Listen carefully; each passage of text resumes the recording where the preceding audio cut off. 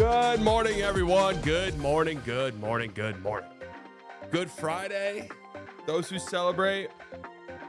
Everyone celebrates Friday, and every Friday is good in my book. That's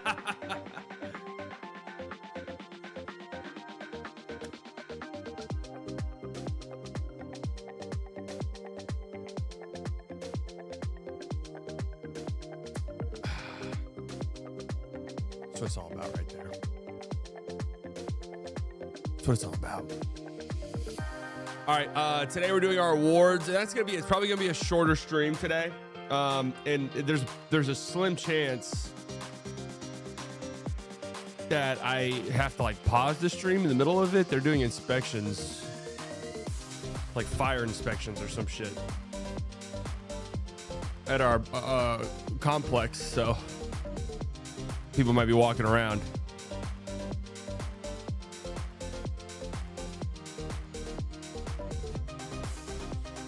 Might be walking around, we'll see. Well, I got my awards today. That's pretty much it. I mean, we've talked about all we needed to talk about. It's go time tomorrow. It starts. We'll be live tonight on playback, obviously, and here. But tomorrow we'll be live all day. I'm pumped. Hi, what's up, Alex? Have a good day at work. I'm pretty pumped. I need your help with something. What's up? I'm here to help. I'm here to lend a helping hand. So I'm pumped about tomorrow, man. I mean, they're coming out swinging. We get first game of the day. Bucks Pacers. Well, I think that's going to be a great series. What series did I have that? What did I have that going?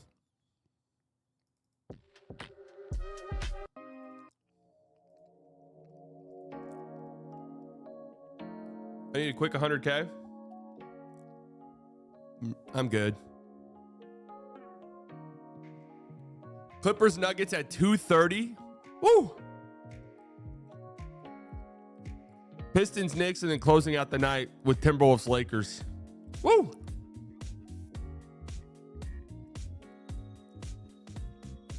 Now, I hadn't even thought this far ahead, but the off chance that the Mavericks win tonight and make the playoffs, I will miss game one of that series. Noon start time on Sunday. I've got family stuff all day Sunday. So I will miss game one of that series.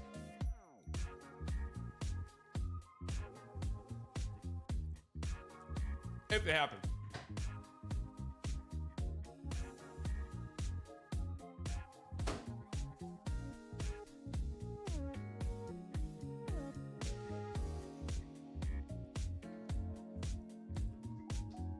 The game is at noon on Sunday, yeah.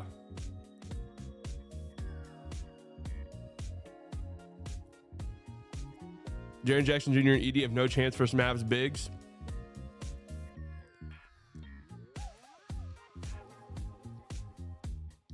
Still 6.5. I mean, surely the Grizzlies win tonight, right?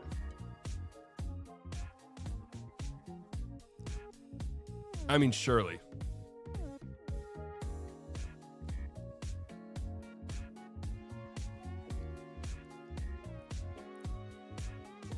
Surely.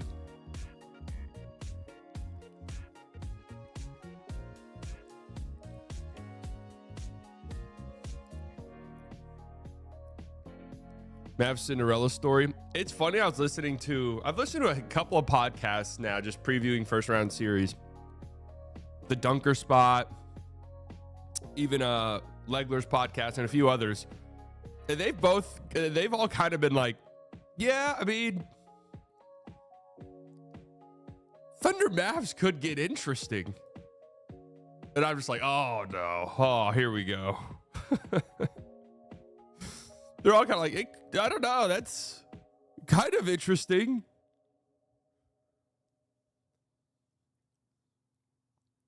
Everyone hesitant to say OKC will sweep us. Well, from all the ones I've heard, people are like, yeah, John Shea would be fun. But I mean, the Thunder would dominate that series. Everyone about the Mavs Thunder series was like,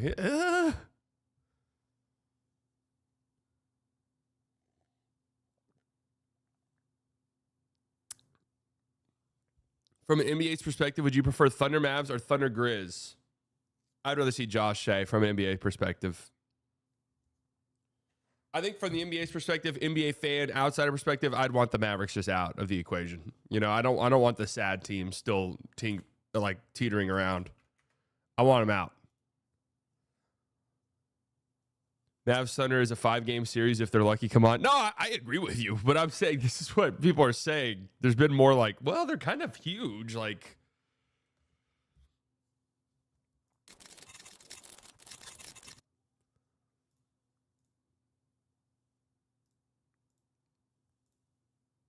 not saying I agree. Let's go. Okay.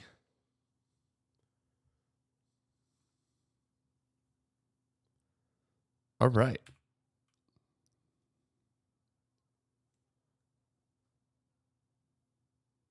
I hear rumbling outside. I think they might be here for inspection already. Isn't Roop a player on the Stars? That's why I put that in there. Rune. Okay. Prune. All right. All right.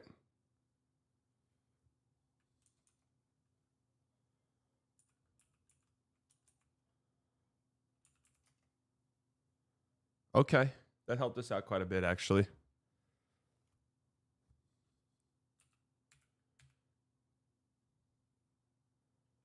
Dirk. Is that a word?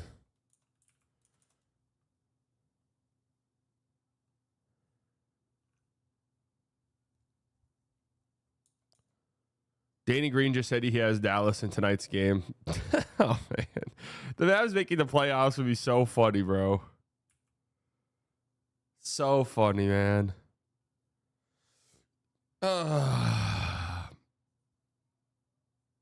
not going to lie. I'm feeling a little like queasy, the idea of the Mavs making the playoffs, because I did say I would shave my head if they made the finals.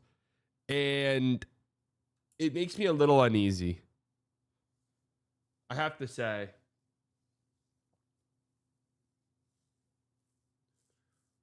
It makes me just a little uneasy. What is this fucking word? Like, what is this word? D blank R blank E.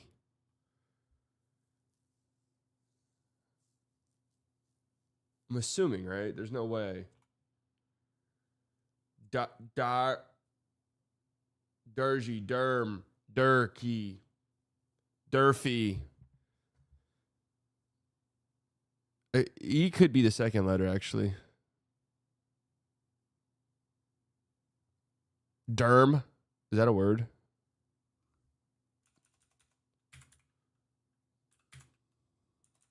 Dermy.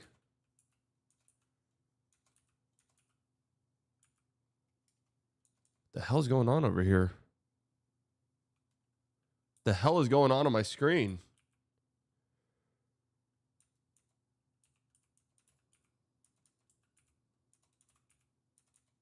Derv. What's the word? Dirge? What the hell is that?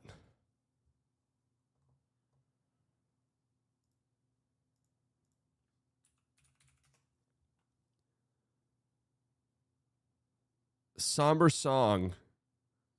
Okay. Well, it's for the best that I looked at the chat because I wasn't. It's for the best I looked at the chat because I wasn't going to get that, and we were going to sit here for 15 minutes. Connections is our game. Here we go. Haunting, Possession, Shining, Exorcist.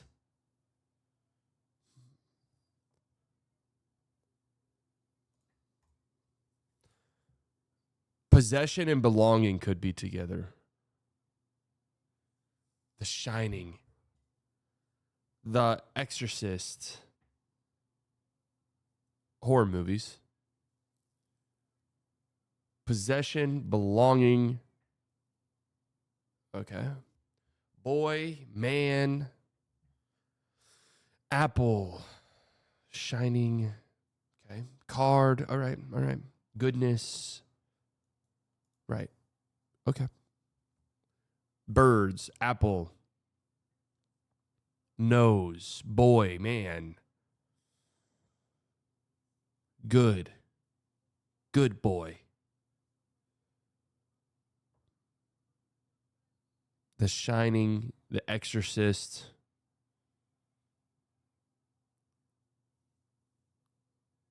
Haunting.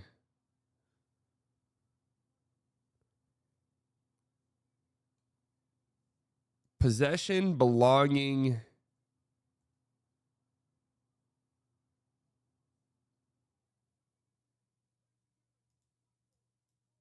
So I feel like these are connected somehow, but possession, haunting, exorcists, shining. Do I just try these? One away. Let's try belonging instead of shining. That hurts. That hurts bad. One is off here. It's not shining because we took shining off and then we didn't get the one off. Shining, haunting, possession, exorcist.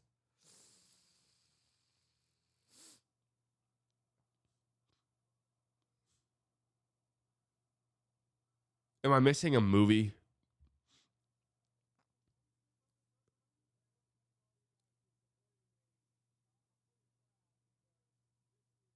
I'm missing a movie here, aren't I?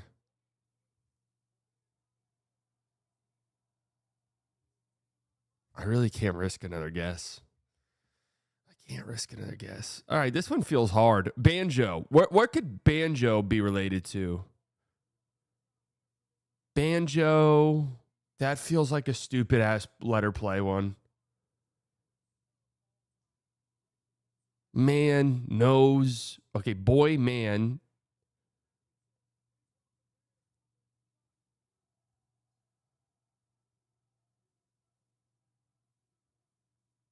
This one's hard. Possession, haunting, shining, exorcist is one away.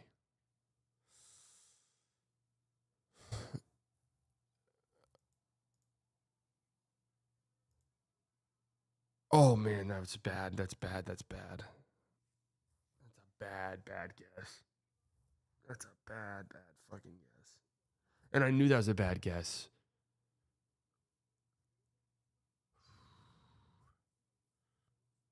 So I took Exorcist off and it wasn't one away. So Exorcist is a part of the equation. I need to shuffle. I need to rethink things.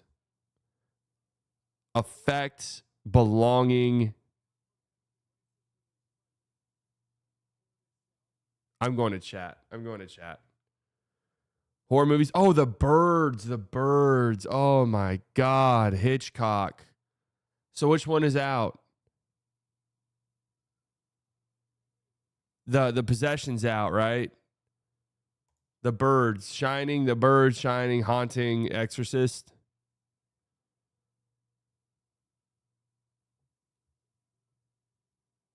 That's right. Okay. The birds, horror movies, the. Damn it. Fuck. So belonging, possession. We can't miss another one now. Belonging, possession, affect.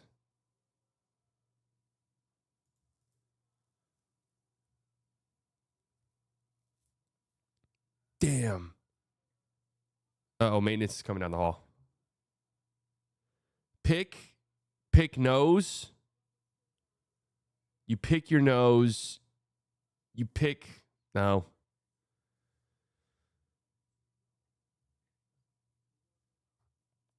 Goodness, wow. Oh, wow. Oh, goodness. Oh, good. Pick an apple. You pick it. You can pick an apple. You can pick your nose. Pick a banjo. What would be the other one? Pick a card. Any card. Pick your nose. Pick your banjo. You pick an apple. You pick a card. Okay. Oh, goodness. Oh, man. Oh, boy. Oh, wow. Oh, man. Oh, goodness. Oh, wow. Oh, my goodness. Oh, man. Oh, boy. Oh, wow. Oh, goodness. Okay, but affect, belonging, possession, and good. What are those for? Like, that's what you have to. Oh, possession. That's what you have to factor in.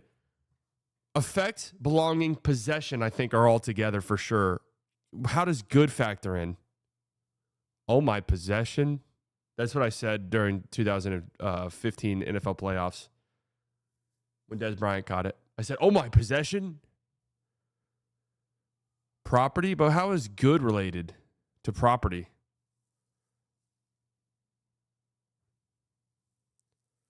Goods. I have goods.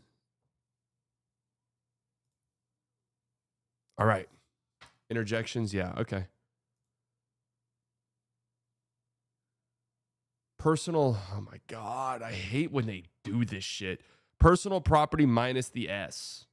Belongings, effects, goods, possessions. Okay. Stupid as fuck. So fucking dumb.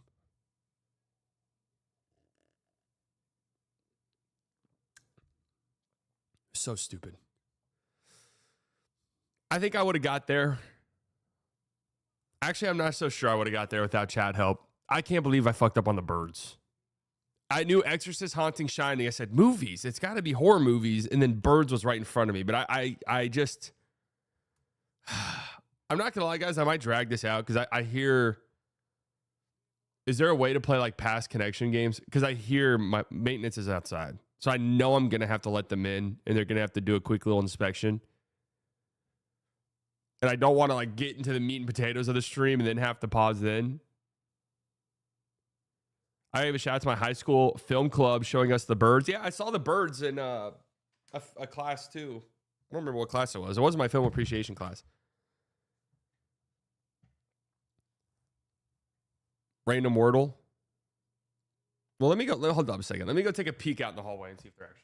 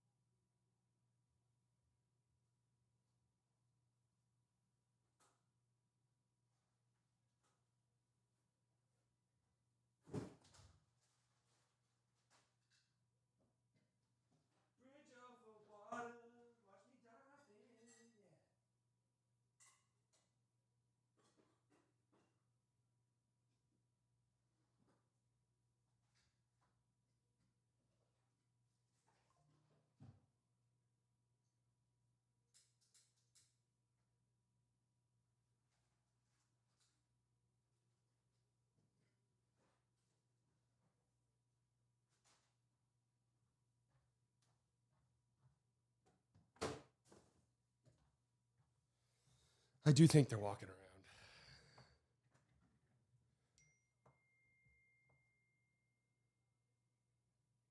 Talk about baseball. I've been watching the games in case you guys are wondering. Oh, they're here. Hold on. Let me go let them in. Yeah, hold on a second.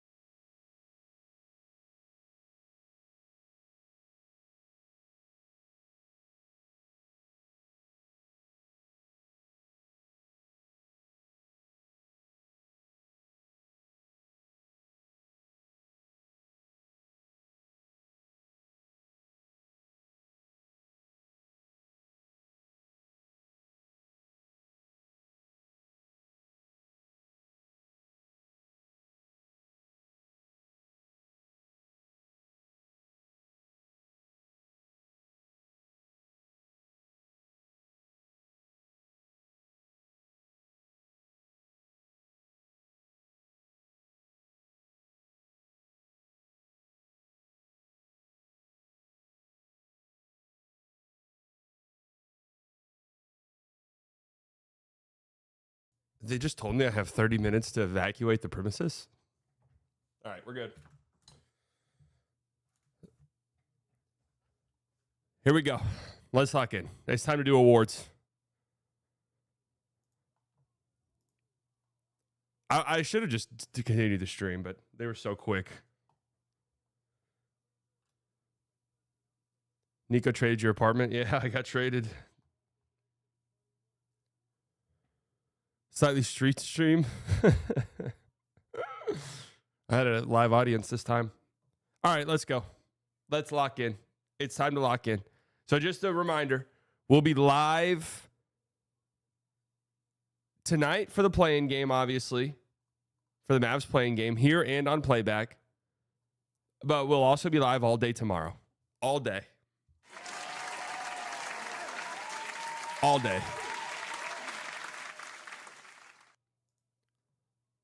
I cannot wait, dude. I'm so pumped. So pumped. Biggest surprise player of the playoffs. I feel like, and if my prediction of the Rockets winning, and it's not a surprise if you've watched, but I feel like the player by the end of round one, at least, that the casual NBA viewer, maybe just a playoff viewer at large is going to say, holy fuck, Amen Thompson. Who the hell's that?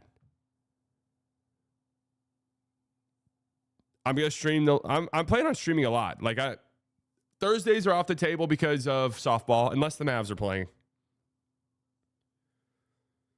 But I think Amen Thompson's going to be...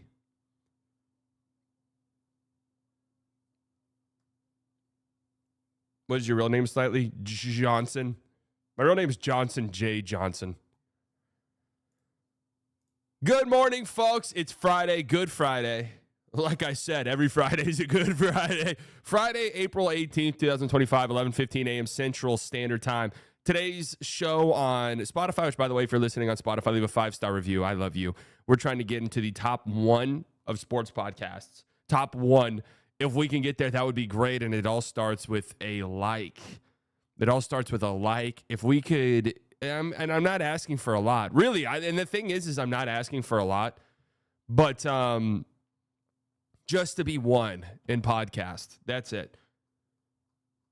So, right. That's can we get there? Anyways, it's going to be a pretty short episode. We're doing our awards today, but that's pretty much going to be it. We've already done our predictions. We're waiting for the games tonight to figure out who the final teams are. I talked about this on my Bleacher Report stream last night. And look, I don't want to take too much away from the Mavericks beating the horrible ass Kings because they are terrible. But I do think the Mavericks have a very solid chance of winning the game tonight.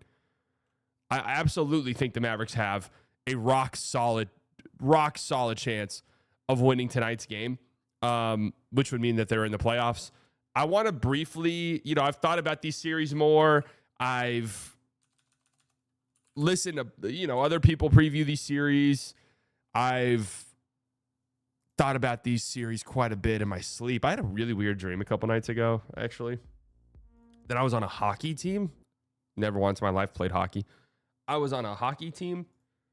It was one of those dreams where I'm on a hockey team and we're in the championship game, but I'm with like 4 of my teammates who are my real life friends. Nobody who played hockey, mind you, but 4 of my teammates, and we're late to the game. The first period's almost over and we're still hanging out together. And I'm like, we need to fucking get to the game, man. And they're like, dude, we're good. And then we finally get there going into the second intermission, the second period. And for somehow, some way, I'm running into the building. I get lost. I end up on an elevator and I get thrown out of the elevator. The elevator takes off from the building. What does that mean, guys? Any psychologists? What does that mean? In a way. Not sure. I woke up the next morning and was like, what the fuck just happened? Let's take a brief look. It's one of those dreams you wake up, you're like, the hell just transpired? Cavs versus Atlanta / Miami. Still feel good about that one. OKC versus Memphis, Dallas. Let me change let me change it to 5. I'll give Dallas a game. I was joking when I put 2. I'll give Dallas a game. Paul with the $5. Don't forget your constant asking for our time and money and blind loyalty. Right. again, it goes back to I don't ask for much besides what Paul said: time, money, blind loyalty. An emphasis on the blind loyalty, guys. Emphasis. Once things really start to ramp up, right? I just need a lot of yes men. Okay. And the thing is I don't even like having yes men. I like being people who are serious with me and people who tell me like it is. But the reality is I need yes men. I like the idea of not having yes men, but the reality is I need yes men. Does that make sense? Right? Okay. I want to be able to say I don't have any yes men, but the reality is I want everyone to have yes men. And I want my yes men to be such yes men that they're like, I'm not his yes man, but he is my yes man. Does that make sense? And whenever you're not being a yes man to me, it's because I want you to not be a yes man. And so you're saying things that would make you not sound like a yes man, but in reality, they're things that I want you to be saying to me. Okay. Now that that's established. Paul with the 2. Yes, sir. You see what I'm saying? Thank you. Houston versus Golden State. This one, to me, the more I've thought about it and slept on it, this one is the biggest toss-up series of them all. I think that this is neck and neck, as close as it gets. I cannot wait. This is the series I'm most excited about, actually, is Houston versus Golden State. Knicks versus Detroit. I feel like maybe I'm coming down a little bit on my confidence to about 67. Still feel good about it, but I feel like I'm maybe Paul with another 2. Yes, sir. Thank you, Paul. I feel like I think I'm sleeping a tiny bit on Detroit's chances, although I still think the Knicks have a solid chance of winning. Lakers in 7. Yeah, I still feel pretty good about this. I think this is going to be a great series. Indy, Milwaukee. I think this is going to be a great series. I'm going to bump up my confidence to about 54. I'm feeling pretty solid about Indiana's chances. And Clippers in 6, I feel rock solid in this one. I still do. Clippers are just a flat out better team. That's it. I'm super pumped. Super pumped. Lakers in 5, 6 max. Where do you consume most NBA news? Twitter? Yeah, I guess. I guess that's sadly right. Twitter.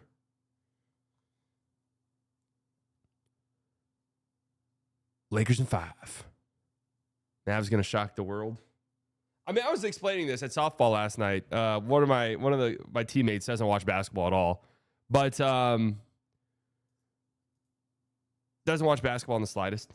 But he tries. I always applaud. Like now, pretty much every single one of my friends knows what I do, and they all try. Even the ones who, most of my friends are big time sports fans, but the ones who aren't basketball fans, they do try. He was talking about the potential Mavs Thunder series, and he was like, I think you guys might win because you guys won last year. And I'm trying to explain to him, I'm like, I actually think, can you guys tell me if I'm wrong here? But I think this is possible.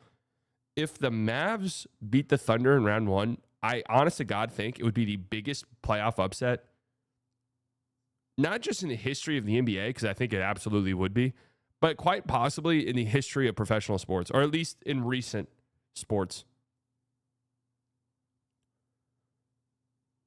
It would be up there in terms of just betting odds. Slightly, is Ant the most loved superstar by the media? Like, he gets excused for everything. He literally said he was gassed last year in the Western Conference Finals.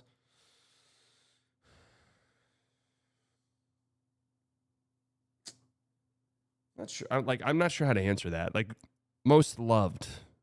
I think Ant entered this weird phase where it's just like he's like the class clown in a way of the NBA. And what do I mean by that? People like his antics. People like how funny he is. People like how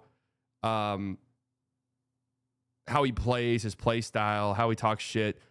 But the problem with the class clown is when it's time to sit down and get serious, who takes the class clown serious? I think that's where Ant's at. He's in all these fun conversations, but the reality is how many people take him seriously? I think the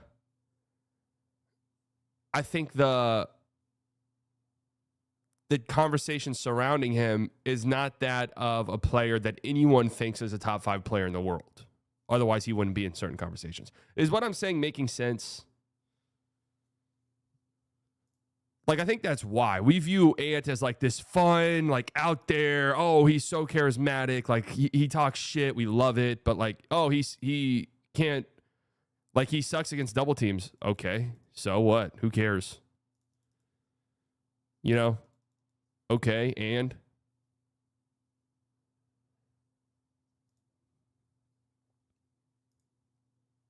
fun to watch. So I don't know about his ranking or him being a bad person. Yeah, I mean, that's really kind of it. The hate will get worse once he gets better, just like SGA. Yeah, I mean, if Ant has like a moment in this postseason or has like a huge season next year, all those other stuff will come. He still has an air of immaturity to him. Yeah, for sure he does. Ant gets no criticism because he has aura. He does have aura. And I mean, he does. I mean, that's it. Like, we joke about aura, but he actually really does have aura. Right? All right. It's time to get down to business. I still think Steph's the most loved. Steph might have the highest approval rating of any athlete in the world. I'd be interested in hearing you guys'. And I always say this about NBA players, the most in the world.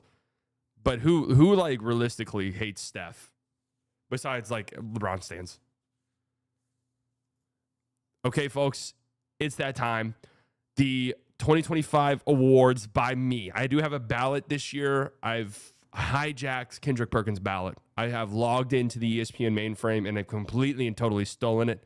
So I will be sending in my ballot on behalf of Kendrick Perkins this year.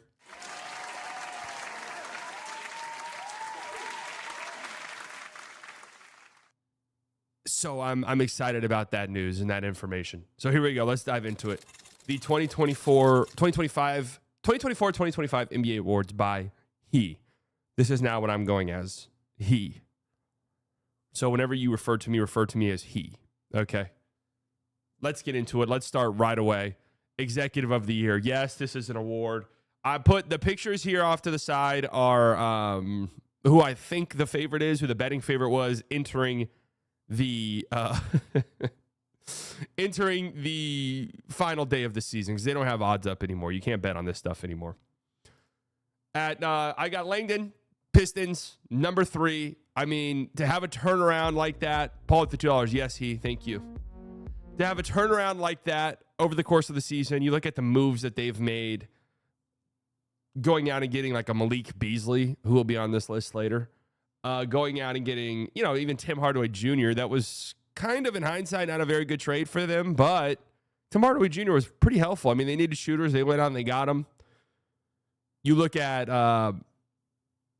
whenever they do Executive of the Year, it's more of a long-term thing, right? It's more of a congratulating what you've done and how you've built your team to get here. I mean, you look at what they've done. They've done a great job. You've done a great job. So I think Langdon's number 3. A lot of different ways that you could go with this.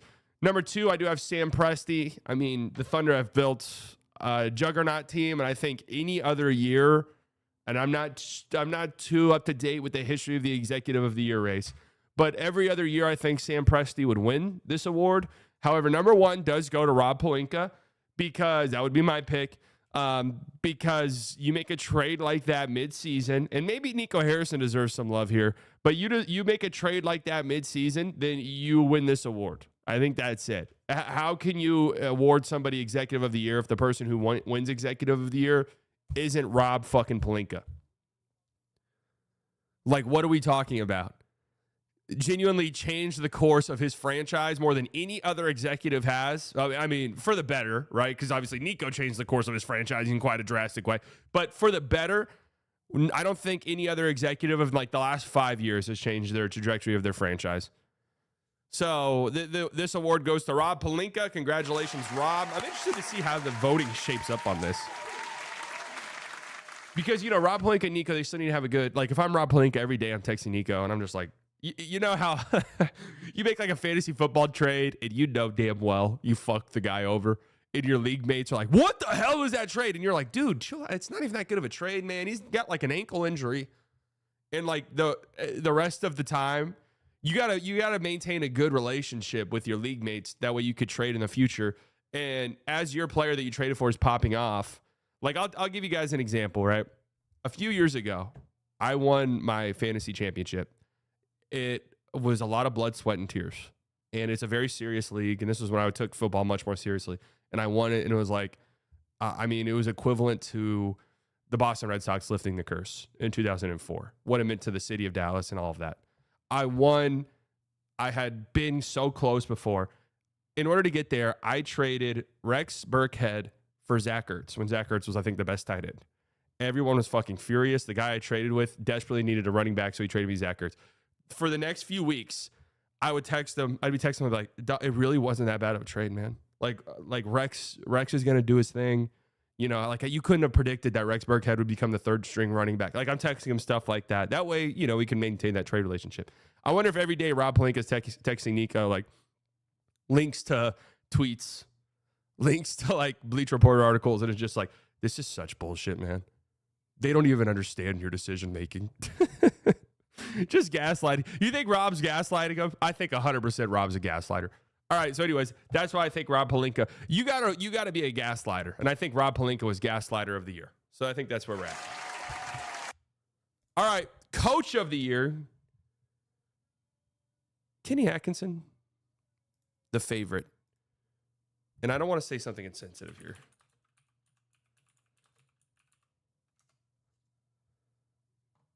I don't want to say something insensitive.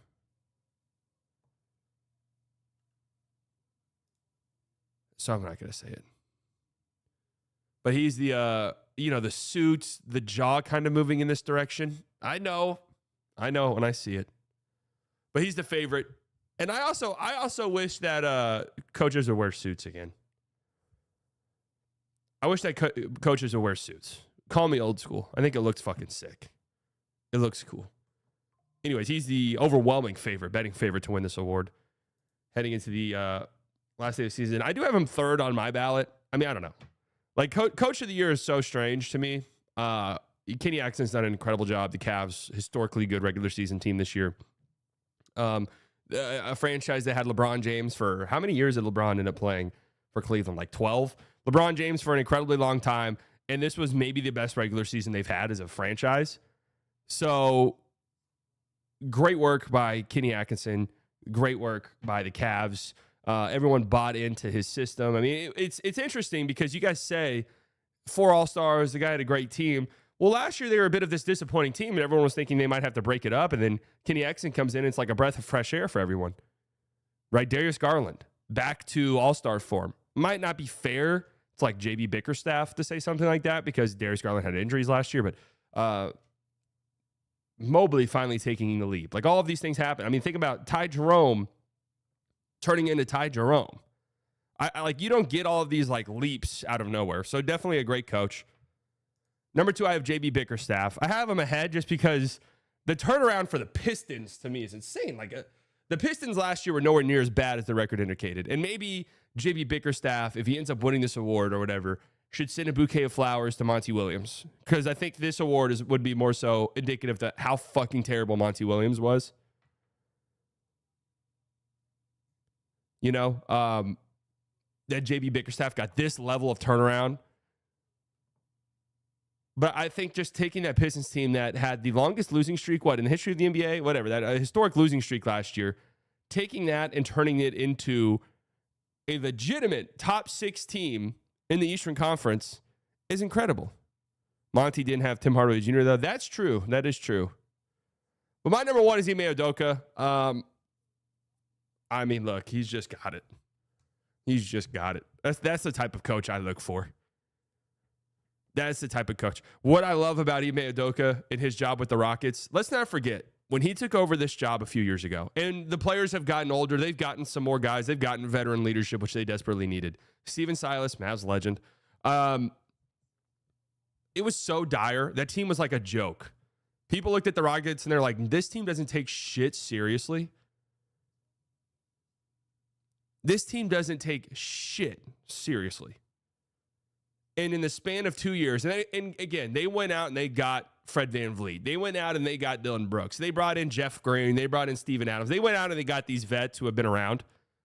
But in the span of 2 years, they have this gritty, disgusting, fuck you. We're not scared of anything. We're better than you. We're going to get in your face. Similar to the Pistons. We're going to get in your face. We're going to talk shit. I'm going to rip the ball away from you during jump ball. I'm not letting go of this ball during jump balls, and I'm throwing a fucking elbow. They have just become this nasty, disgusting team, and I think that's because of Ime Udoka. And on top of that, He's talking shit to players in the middle of the game. I mean, that's my type of coach. He gets my coach of the year nod. He gets my coach of the year nod. I think Udoka's done a great job. And again, it kind of boils down to.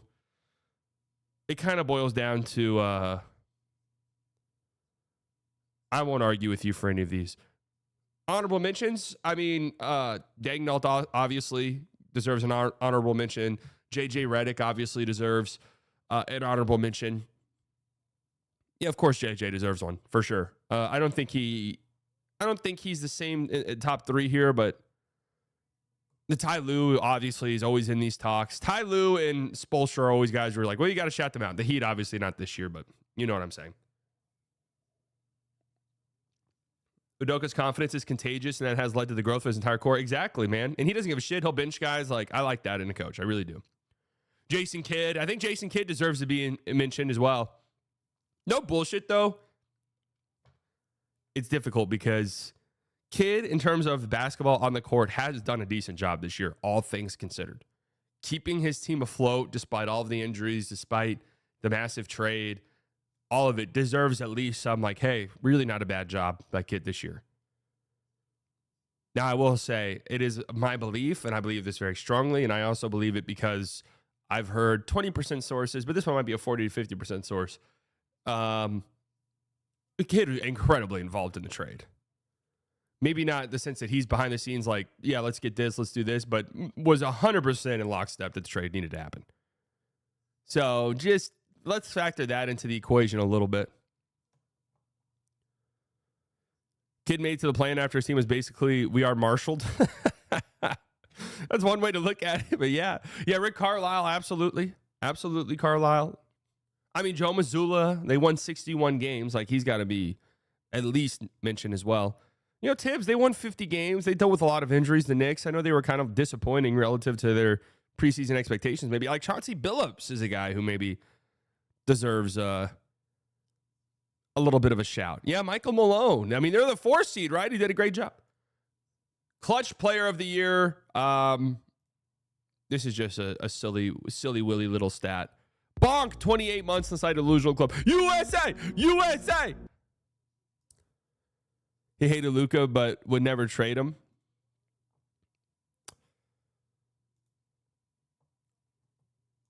At number 3, I have Darius Garland. Just some uber efficient numbers in the clutch this year for the Cavaliers. An elite assist-to-turnover ratio. Has had some... obviously, when you kind of think about Darius Garland in the clutch this season, you think about the missed free throw incident against the Rockets. But he has been rock solid in clutch time this year for the Cleveland Cavaliers. And I definitely think he deserves a shout for his level of play in these games. DG, the PG. Love Darius Garland. I'm so happy he had a great season, man. Like, words can't describe how happy I am. And the Cavs were 25-9 in clutch games. 53% from the field, 45% from deep in clutch. 20 assists, only 4 turnovers. Great ratio there. Number 2, I have Jalen Brunson. 51% from the field in clutch time, plus 22 in those clutch minutes. The Knicks 17-11 in clutch games this season. Clutch shot after clutch shot. I mean, the thing about Jalen Brunson and why he deserves, and probably will, he's going to win this award, I think, is for the Knicks, it's not really a secret. You know exactly what's going to happen late in games. You know exactly who's going to have the ball. And you know that it's going to be Jalen Brunson creating incredibly difficult shots for himself over and over and over again. And he hits them with great consistency. So Jalen Brunson, incredible season so far this year. And I think big playoff moments, potentially big playoff moments. So the thing about the Knicks, I was thinking about the Knicks a little bit because a lot of people said they have a disappointing season. I mean, they won 50 games. They haven't beaten any of the top teams. We know that. I do think they'll beat the Pistons. And I think people are just writing the Celtics series off as a guaranteed loss for the Knicks, which it probably will be. But I'm still super excited for that. Like, Knicks, Celtics, I think it could be fun. Like, I do think it's a series that could maybe go like 6 or something. but just the historic Celtics-Knicks playoff series. I mean, how much fun is that? When was the last time those two teams played in the playoffs? According to NBA fans, OKC doesn't have a good team, the MVP or the Defensive Player of the Year, yet they have the best record in the West by a mile. How does that work? I know, it doesn't make sense. When people start to, like, awards don't really make sense where we're talking about Knicks Celtics before they even proved they can handle Detroit. I mean, that's true. And we're talking before the Celtics could even prove they can handle the Magic. And number one, I have Jokic. Yeah, I just think he's been the best clutch player in the league this season. Similar to Brunson. It's not a secret what's going to be happening late in games. Jokic is going to have the ball. He's going to generate a great look for somebody on his team. That could be himself. Second in clutch assists with 36. Fourth in clutch points. He's 56% from the field, 42% from deep in the clutch, and a plus 61. The Nuggets are 19 of 14 in clutch games. This award is stupid. Yeah, I kind of agree. I get what they're going for, but thoughts on people named Zachary? Rookie of the Year. Such an interesting class this year. Rookie of the Year is always so hard because do you want to award a rookie who's been like maybe okay for the entire season, or the rookie who was like bad trying to figure out the NBA for 20 or 30 games and then was like good in the back half of the season? Back half of the season when maybe there was times where, you know, teams were kind of mailing it in, or they were playing on a team where they weren't trying to win anymore, so they got a ton of shot attempts. And who gives a fuck? Go out there and you know, do whatever you want for 35 minutes. Such a strange award. I feel like for this award, what I've always felt like should probably be the case is who do you look at and just think, I think this is the best player? Like, I think this is the best player. So I have Jalen Wells third, and I tossed that around. All three of these guys I have here, I thought about winning. I really, for a while, had Jalen Wells number one. Because similar to what I said, who's the best player? I think Jalen Wells was probably the most impressive defensive rookie we had. Was very important for that Grizzlies team. Guarded the best player on the other team pretty much every single night. Didn't have like the offensive potential or have flashes offensively where you're like, whoa, what the fuck, Jalen Wells? But was just solid. Sarr is an honorable mention. He's not up here. Yves Missy, absolutely. Great player. Or solid rookie season. I have Steph Castle, and I spelt his fucking name wrong. I just now realized that. Steph Castle, and that's going to bug me. Can I get in here and edit this live? Is that possible? I've got Steph Castle.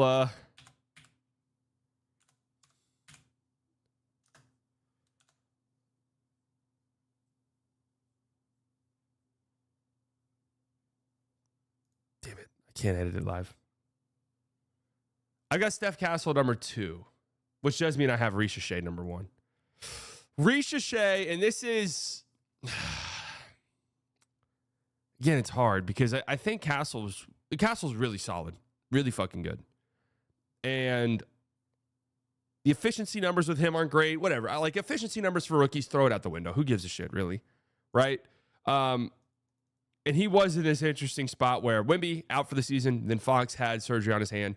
And so the keys to the car were given to Castle. And since the All-Star break, nearly 18 points per game. Again, it's not efficient, but throw efficiency out the window. 5 rebounds, 5 assists, a steal a game. He's guarding the other team's best player, a decent amount, at least best perimeter player. So you got to factor that into the equation, right? Risha Shea, I thought, over the back half of the season, since January 1st, 15 points a game for Risha Shea rounding up. 50% from the field rounding up. 40% from 3. Turned into a knockdown three-point shooter at his size who mucks things up defensively. I really like what Ricochet showed down the stretch. I mean, it was exactly what was advertised pretty much, right? Just like, yeah, the ceiling for Ricochet might not be super high, but you're at least going to get like a rock solid 3-and-D guy who's got great size. And that's pretty much exactly what we saw for Ricochet down the stretch. And I thought, looking at that, if I had to pick a rookie to put on the team, I think I'd put Ricochet. It's close and it's tough. It is like, I mean, it's about what we expected the rookie class to be. I don't know if I would say underwhelming. It's about what we thought this class would be. Lug Dort was voted Defensive Player of the Year by Tim Legler. I listened to that this morning. So I have Ricochet, but it's close. I won't argue with you, honestly. I don't feel like I had Wells ahead of both. I had Wells for a while, but just because I thought from beginning of the season to the end, he was the most consistent rookie. If you had to pick one to eventually be an all-star, who is it? I mean, I think Castle has the most. I think Castle has real all-star upside. I mean, I think Sarr has all-star upside. I think Matas Bazulis absolutely has all-star upside. I mean, Jared McCain, but he doesn't qualify here. He obviously doesn't qualify here. But Sarr, Castle, and Matas are like the three guys who I'm like, those guys could be all-stars. Ricochet could be an all-star one day. I don't know. But to me, he more fits like that Trey Murphy mold where it's like, this guy's going to make a lot of money. You're really happy if he's on your team.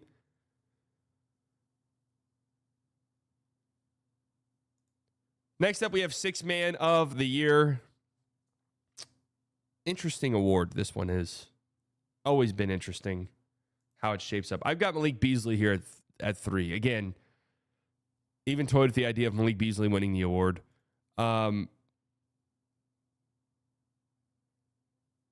I thought Malik Beasley was awesome this year. I mean, very important player to that.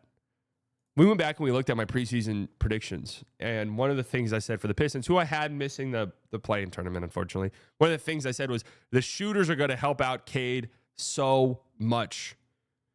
So much. And, Malik Beasley did that. Right? 41% from 3. 9 attempts a game. 9 attempts per game, 319 threes this year, only eclipsed by Anthony Edwards. So, just an incredible season by Malik Beasley. Who could have expected that? Honestly, there's no way you could have expected what Malik Beasley did. Number 2, I do have Ty Jerome, and he is eligible for this award. I know Zach Lowe said he wasn't. He is eligible for this award. I don't think he's going to win it, and I'm not so sure he should win it. But he's not eligible for Most Improved Player, which is the dumbest shit in the world. Makes no fucking sense because he hadn't had enough games with 20 minutes. But Ty Jerome's rate stats. You have to have a certain amount of games for playing 20 minutes. It's why like Chris Dunn can't be an all-defensive player. But here's Ty Jerome's per 36 numbers this year. 22 points, 4 rebounds, 6 assists, 50, 40, 87%. Hell of a season for Ty Jerome. Plays at his own pace. The slow step that he has, unguardable. That really is like the slow steps, the deacceleration is the most unguardable shit in basketball, I think.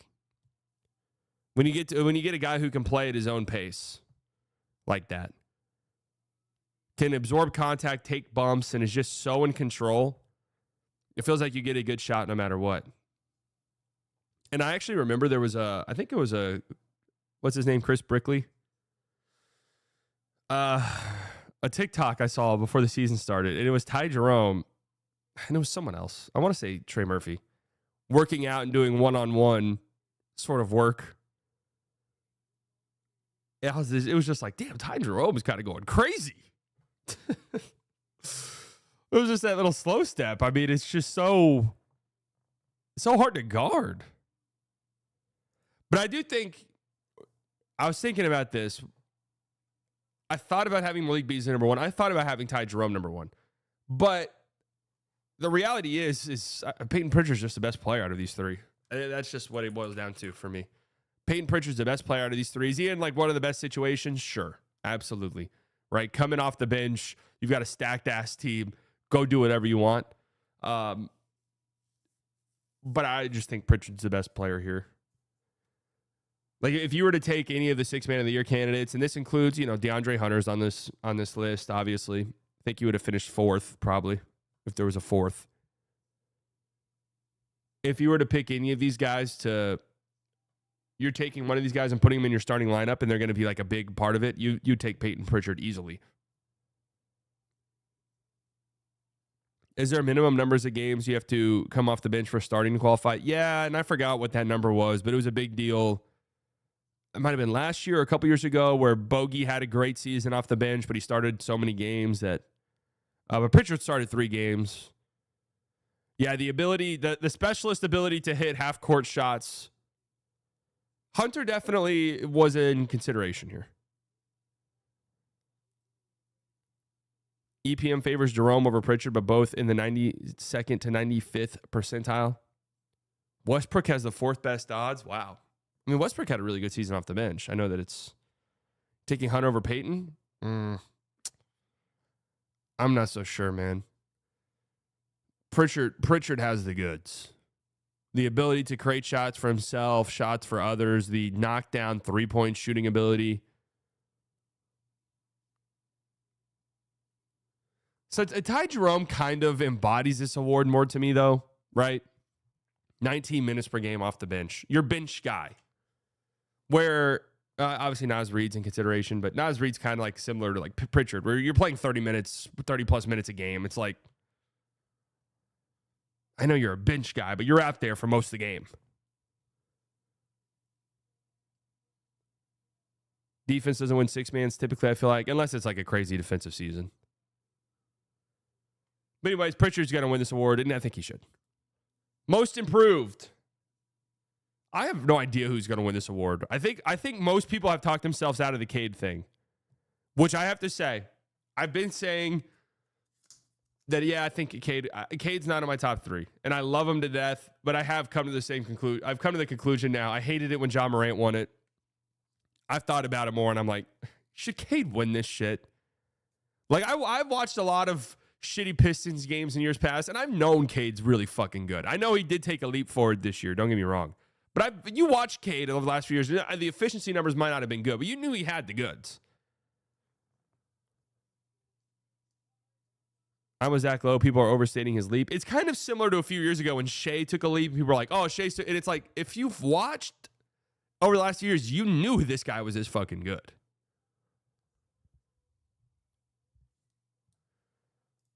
Number 3, I have Christian Braun. Now, there's maybe the argument that Christian Braun was a little disappointing defensively because that's what was really kind of asked of him. Grimes is a good one, but I feel like he had like too weird of a year. I mean, Christian Braun had a substantial leap, took a substantial leap forward this year. Offensively, I think he was everything you could have possibly hoped for in a player.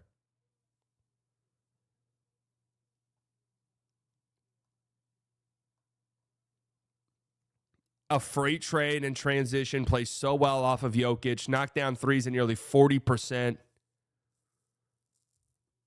Swap the A and the U. Oh my fucking God, dude. What's up with these typos? Unbelievable.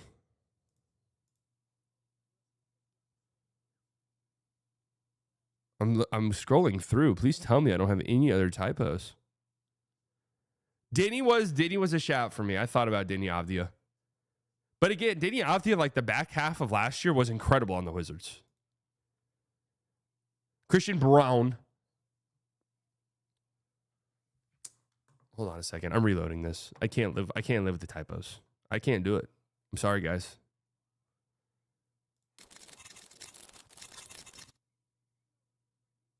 I can't do it. Here we go. We're back. And I just want to say I fixed the Stephon Castle typo as well. So I have Christian Brown as my number 3 guy. I have Zubats number 2. The more I looked into it, I mean, it is kind of an incredible season for Zoo. I mean, career highs across the board. 12.5 rebounds a game. Always been a great rebounder. We've always known that about him. But going from being what I think most people would say, top 100, like top 90 player in the league, right? I think there was even times last year where top 100 list had Zubats in it. Gradual yearly increaser shouldn't qualify. Yeah, but Zubats went from, hey, that's a solid center. If Zubats is your center, okay, you're feeling pretty good, to lethal post-up threat. He's always had that good jump hook. Lethal post-up threat, pick and roll demon with Harden, and Harden deserves a lot of credit for that. But also like real legitimate defensive player of the year finalist, as well as being arguably the second best over the course of the season, almost certainly the second best player, because Kawhi, right, didn't come on till late. Second best player on a team that finished with 50 wins. Like, I think Zubats absolutely deserves recognition here. And it does kind of, you say gradual improvers, and I get what you're saying, but, you know, for a 27-year-old who just turned 28 in his 9th year in the league, Zubats is absolutely a Defensive Player of the Year finalist. He's been a monster defensively this year. And my number 1 is Dyson Daniels. I mean, it kind of has to be. I didn't know about him being on here because I thought, well, he finally got a chance to spread his wings and fly with Atlanta. He didn't really get that opportunity.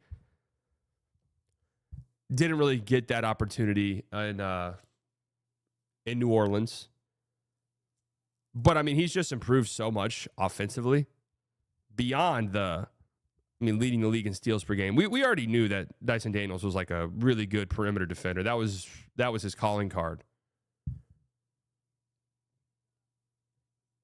But, I mean, 3 steals a game, going to get Defensive Player of the Year love, going to make an all-defensive team. Reeves is we already knew Reeves was good.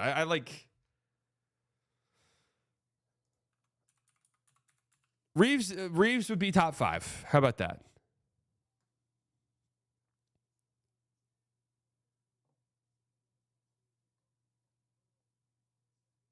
Reeves would be top 5. I mean, his rate stats are pretty similar to where Reeves has been in the past. It's just volume has gone up.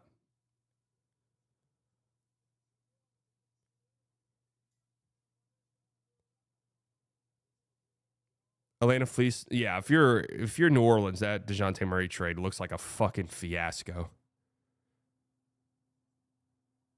But Dyson Daniels to me embodies this award. He's still young, and I know he was a lottery pick, correct? Yeah, 8th overall pick. So I mean, it's not like he was drafted in the 2nd round. But it did look like Dyson Daniels was like maybe Dyson Daniels is a 7th guy in your rotation. Blossoming into this, again, Defensive Player of the Year finalist. No Najee Marshall love. I mean, where would he fit in here? There's no Maverick love here. I'm just letting you know.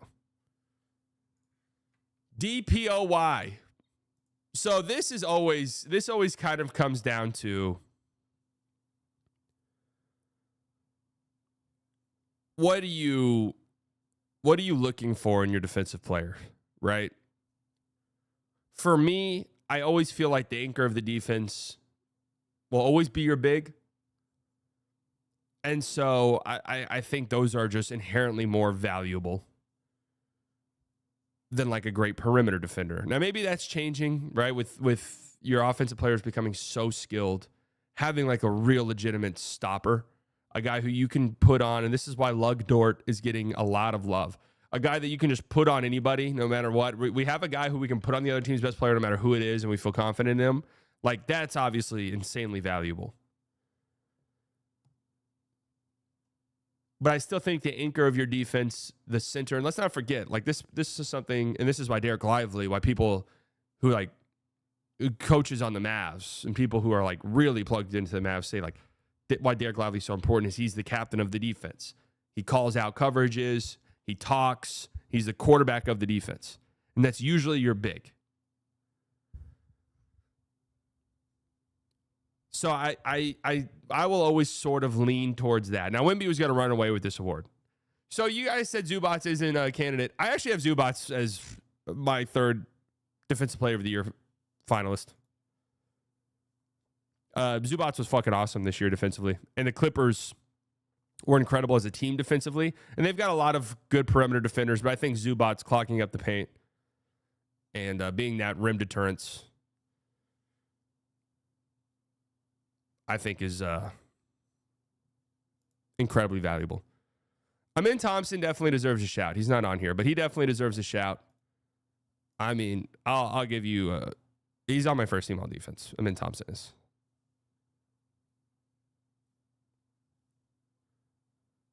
Simply Casual doesn't know about Amin. I have Amin Thompson first team all defense. Okay.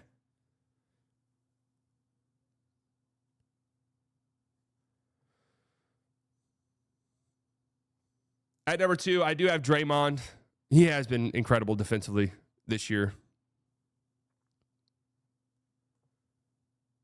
And it's Draymond Green. I mean, what do we need to say about Draymond defensively, really? We already know who he is. One of the best defensive players in the history of the sport. And I do think Mobley deserves Defensive Player of the Year this year. I think he'll win it. Voting kind of seems all over the place.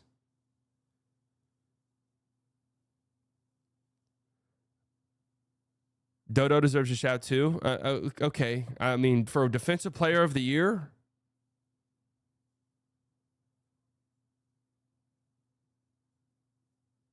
Dorian Finney-Smith deserves a shout for Defensive Player of the Year.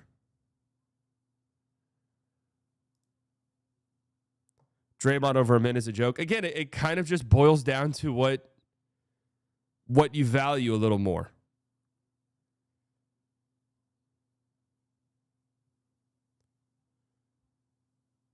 And Defensive Player of the Year is always, it's always going to be, there's always going to be a hodgepodge, right? Unless Wemby being healthy will change things because he'll get 98% of the vote if he's playing every single year. It's not MVP, though. Why is value so important? Okay, that's not, you're not understanding what I'm saying. I know I'm using the word value, but what I'm saying is, what do you value as a defender? Because some people value, like voters, I'm saying voters. Some people value, hey, rim protection's most important. You need a rim deterrent. I'm always going to vote a big. Like, there's people who are like that. I'm always going to vote a big no matter what. Like, there's no way a perimeter defender can be as important as a guy who's preventing you from getting to the rim, blocking shots, deterring you from getting to the rim. Then you have the people who are like, well, preventing people from getting to the paint by walling them off is more important. Not losing a guy for three is more important. Fighting over screens and not forcing your defense into rotations is more important. Amin made my first team all defense. Quit crying. Jesus Christ. All right, most valuable player. I value everything Mobley does defensively so much. I think it's incredible. I think it's such an incredible asset to have on your team, to have a defender like Evan Mobley. So he's my Defensive Player of the Year. And it would have been Wemby if he was healthy. And it wouldn't have even really been a debate. So there you go. MVP. Let's start with the fifth spot at MVP. Fifth spot at MVP is, I'm going to be interested to see who ends up getting that. Donovan Mitchell, obviously, the number one team in the Eastern Conference. Wasn't his best season statistically, but I do think he was great. Kind of tailed off a little bit towards the end of the season. Jalen Brunson deserves a shout. Just does fucking everything for the Knicks and is incredible, right? He definitely deserves consideration. Steph Curry deserves consideration. I even tossed around the idea of LeBron. And of course, we're at this stage because so many guys that you would have here ended up missing the game threshold or whatever the case may be.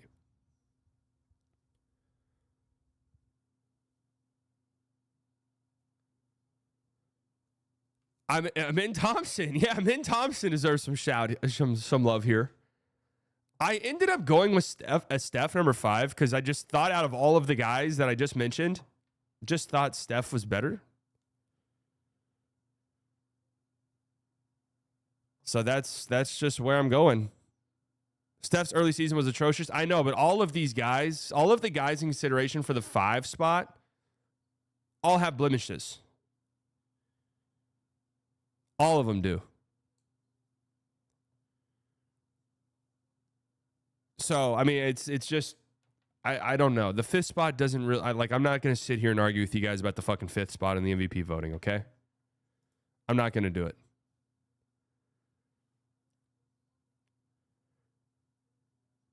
Playing team is tough.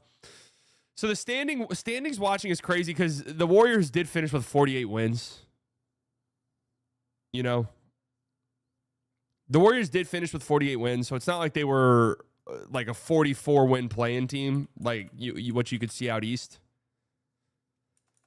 Luka getting hurt ruined it. Yeah, I mean, if Luka was healthy, he's obviously, like, we're not even having a conversation like this. I did think about LeBron, but I mean, you can't do the Steph had like a horrible start to the season and then do the LeBron thing. The Warriors offense didn't really function without Steph. 14 points per 100 possessions better when he's on the floor versus when he's off of it.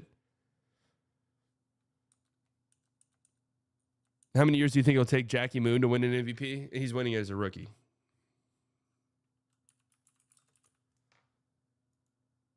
Kyrie was better this year. Well, I mean, Kyrie doesn't qualify, unfortunately, because I do think Kyrie would have 100% made an All-NBA team. You can't be an MVP consideration as the second best player in your team unless it's the 2017 Warriors. All right, so Tatum 4th. I mean, this isn't controversial, nor should it be. Tatum's had an awesome season. He's really been good. He's been a top 4 player in the league. So that goes without being said. There you go. Giannis number 3. It's funny because I think Giannis, and maybe without the team success, but he's having, and you know, they won 48 games, but he's having a season that I think in some other years, there's people who are like, yo, I think I might vote Giannis for MVP. Like, he's having that type of season.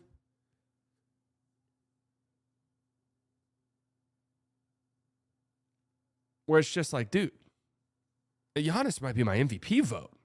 He's been absolutely unbelievable. And then this stretch without Dame, where Giannis has been the point guard, this guy's just fucking insane, man. Giannis is just an absolutely absurd player. Honest to God.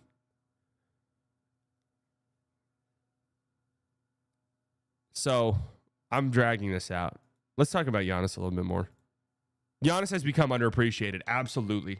I agree with you 100%. He's become underappreciated. I think that Giannis is not going to get any first place votes this year. None at all. And no offense to Giannis. Over the last 15 games, I think all of those without Dame, 30 points a game, 8.5 assists per game for Giannis Antetokounmpo. I mean, the playmaking leaps and bounds that he's taken is unbelievable.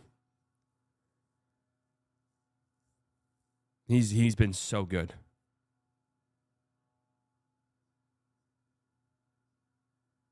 And look at who they got him playing with, Kuzma. True. I mean, just playing next to Kuzma should boost your MVP case by about 2 to 3%. Okay, here we go. MVP. Number 1. Who's it going to be? One of the crazier MVP races in a long time. Jokic is a 3-time MVP. Probably could be 4-time MVP. Probably should be 4-time MVP, but whatever. 3-time MVP. And is having probably the best season of his career. And beyond that, one of the best offensive seasons we've ever seen a player have. Average a triple-double. Unbelievable. The best volume three-point shooter in the league as well. Shai leads the league in scoring, has full-fledged reached an unguardable point as a player, right? Like we've said, he's unguardable in years past, unguardable. He's reached that point now where he's actually unguardable. There's not a thing you can do to guard him. He's going to get to his spots. He's such an incredibly gifted shot maker. The deceleration is some of the best we've seen. His handles are incredible. He uses pace the way that only the greats do, really. Herky-jerky. Defenders have no clue where the fuck he's going. It's why he draws so many fouls. And I've defended his foul grifting and his foul baiting because you can't guard him. So you have no choice but to foul him. You can't guard him. And he's also improved as a three-point shooter this year. Those lethal pull-up threes in transition. And just the threat of the step-back three, which he has always kind of had, but has gone to it more, it feels like, this year. That threat just opens up so many other things for him. Jokic, also unguardable. If he wants to score 60 points, he'll score 60 points. Couldn't miss from three this year. 42% from three for Jokic. Fucking so stupid. 42% from three. Just the dumbest shit in the world. Like, what are you talking about? 42% from three for Jokic. His team obviously shrinks into nothing when he's off the floor.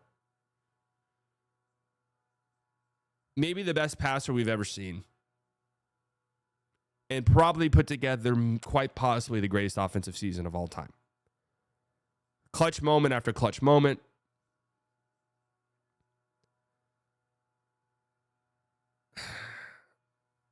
This is incredibly difficult, man. And I have gone back and forth. On one end, I do think Jokic is the best player in the league.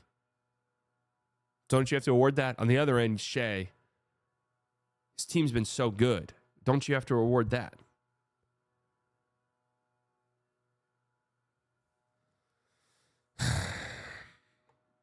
I ended up going with Shai. That's my pick, and I feel good about it. And it came down to this for me, right? Let's go beyond the record, because that goes without being said. The Thunder win 68 games. They're one of the most dominant, by numbers, by net rating, one of the most dominant regular season teams in the history of the NBA. And Shai is unquestionably their best player. And beyond that, like, you can make the argument, well, they have like a super team. They have this and that. Okay. They're still much better when Shai's on the court versus when he's off. Offensively, they're nowhere near the same team when Shai's on the court versus when he's off the court. So let's just go there. Like, obviously, yes, the Nuggets turn into a pee-pee-poo-poo preschool team without Jokic. The Thunder go from a rock-solid playoff team, probably, without Shai, to a legitimate, historically all-time great team. So the on and off stuff for me, I don't know. When that's the go-to thing for Jokic, I've never liked that for Jokic. I've never liked that argument for Jokic. The best argument for Jokic is just watch the fucking guy play. He's incredible. But I've never liked we should reward Jokic because his team has no clue what the fuck they're doing. That's never been fair to me. So we have to punish every other MVP candidate because Jokic is playing on a team with toddlers coming off the bench. Sorry. It's not what I'm doing.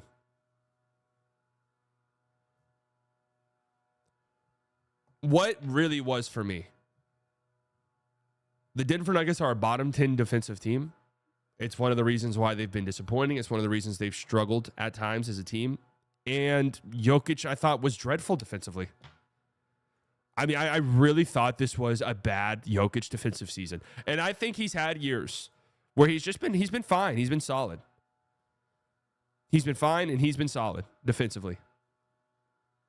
He's smart. He's got good hands, good positioning, whatever. That makes him a solid defender.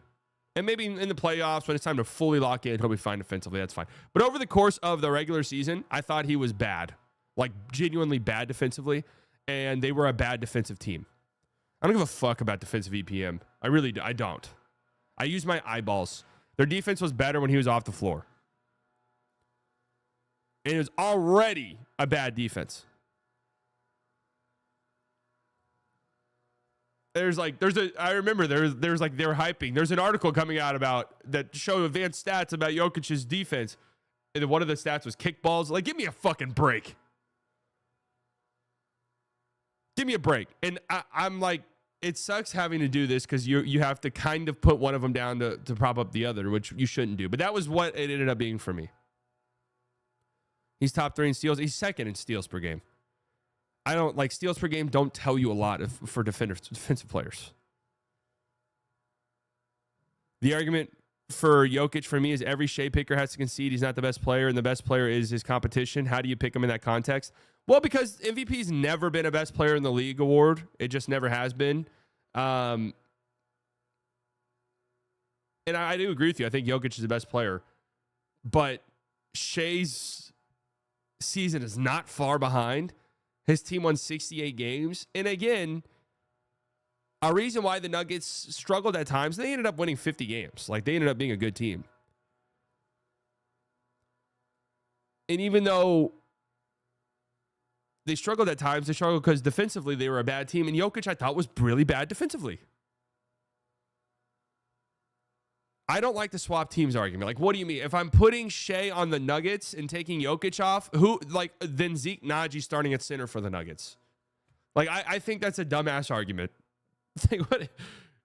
You know what I'm saying? Like, okay, DeAndre Jordan is starting center now for the Denver Nuggets with Shea Gilgeous-Alexander. Like, yeah, that team's probably not going to be that great.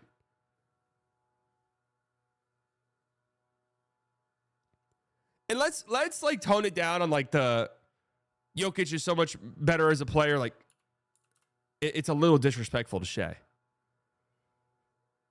who nearly 33 points per game, one of the greatest scoring seasons from a guard we've ever seen in terms of just volume, in terms of efficiency.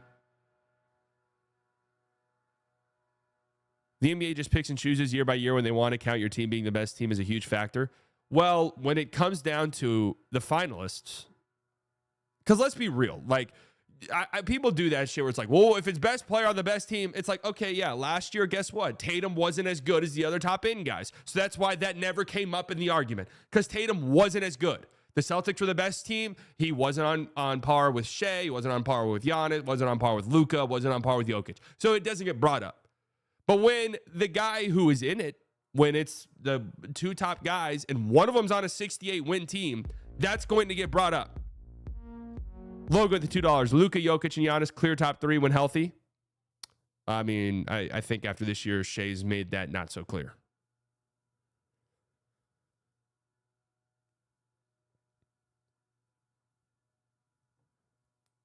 At the start of the season, if you gave Jokic the Thunder's roster and someone told you Chet will miss 50 games, would you predict them to even win more than 65 games? I mean, I don't like doing, I don't know. I don't like doing that shit. Like, I don't know. And that's another thing, too, to factor in is they won 68 games. I mentioned that, the Thunder still have, I think they're like +4 when Shea's off the court, which is a good team, right? But he elevates them when he's on the floor from a good team to a historically all-time great regular season team. And they dealt with injuries. Last year, one of my main things for Luka was when you compared Luka to other MVP candidates, because you look at team record to sort of push down Luka, Luka's team was injured just incredibly more than any other MVP candidates was. So Luka was having to do so much with so little. Chet missed damn near like 3/4 of the season, 2/3 of the season.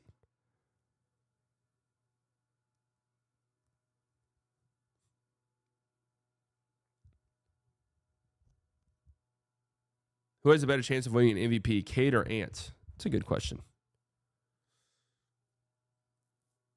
I mean, I kind of think Cade, if I'm being honest with you. Because Cade could have like a 28, 8, and 9 season or some shit.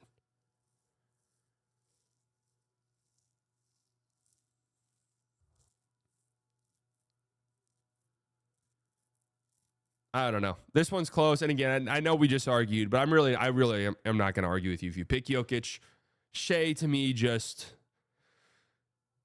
his team won 68 games. He led the league in scoring. Was so unbelievably efficient. Is unguardable as a player. there's no answer for him. I know there's no answer for Jokic, but there's no answer for him, and he's a positive defender. Maybe he's a little overrated as a defender by some, but he's a positive defender.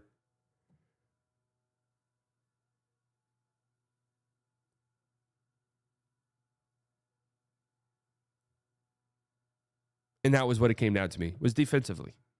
The Nuggets were a bad defensive team, and Jokic was bad defensively. So if I'm looking for knocks in either of their games, that's a pretty big one.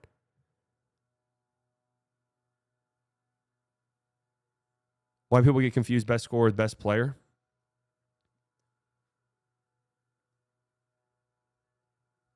When the best scorer is 32 points per game, because scoring is the most important thing about basketball. So when the best scorer is 32 points per game on obscene efficiency for that volume, it matters quite a bit.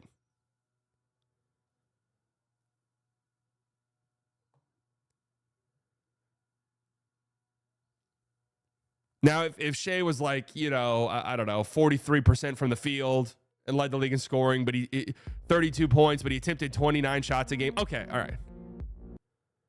Eric, $4.99. Always enjoy your content, buddy. Are you going to a Rangers versus Dodgers game this weekend? Go Rangers. No, I wish. That sounds fun.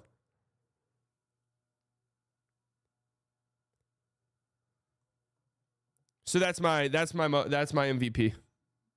It's Shea to me.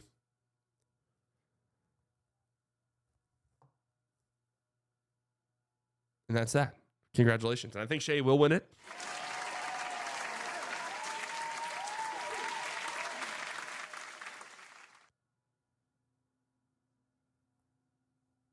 I think Shea will win it. So congrats to him. All right, my all-rookie teams. Let's just fly through this. Risha Shea, Wells, Castle, Khalil Ware, Yves Missy. That's who I thought were the 5 best rookies with my eyeballs.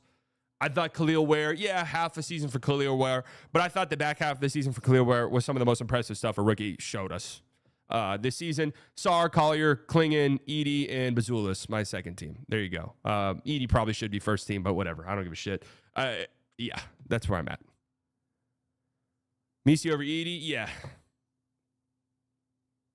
We can switch Edey and Missy if you want to. Khalil Ware, again, the back half of the Khalil Ware season, I think, was some of the most impressive stuff a rookie showed us. Same as Bazulis.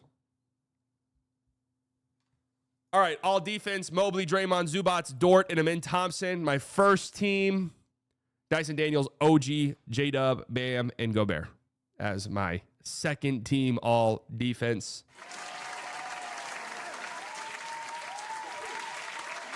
Matas absolutely has all-star upside with his frame. Lug Dort, that's right.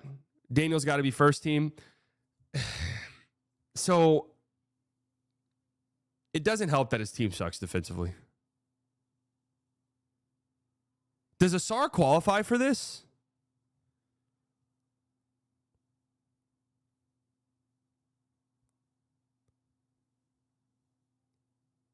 Lug Dort. I thought about it more and more because at first I was like, it's ridiculous people are putting Lug Dort as I know it's not Dyson Daniels' fault the defense sucks. I know it's not. I'm not sure Asar qualifies. And if he did, then he's absolutely in consideration. I think Bam had I know the Heat were a little disappointing. I think Bam had a disappointing season, but he's still, don't make no mistake about it, he's still a top 10 defender. Okay, Asar 59 games, yeah.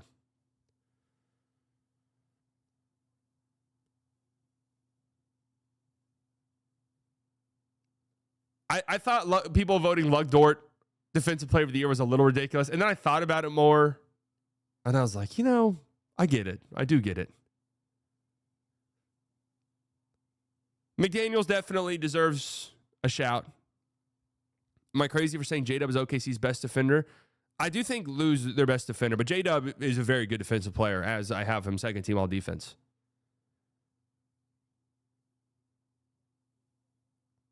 And yeah, again, the Thunder have the best defense in the NBA by a lot. They've got a lot of good defenders. J-Dub is very good defensively. And if it weren't for Lug Dort being on his team and he had to guard the other team's best player every night, it'd be interesting. Can we agree on how Lou Dort is dirty and a flopper and fuck OKC? Well, no, we can't agree on that. Lou Dort flopper? Yes. Is Lou Dort a little dirty sometimes? Yes, he's a tyrant. Okay, and that's kind of a lot of the times what you see. Your best defensive players are tyrants. So according to Nico, the Thunder won the championship this year. Well, they have a very good chance. I mean, Caruso obviously too. Caruso doesn't qualify for this award because I don't think he met the 20-minute per game threshold. But who's on ESPN right now? All right. And all NBA, here we go. My MVP votes. I thought about putting Donovan Mitchell here. But Mitchell, Mobley, Brunson, Ant, and LeBron, second team. Harden, Zubats, Halliburton, Cat, and Cade Cunningham, third team.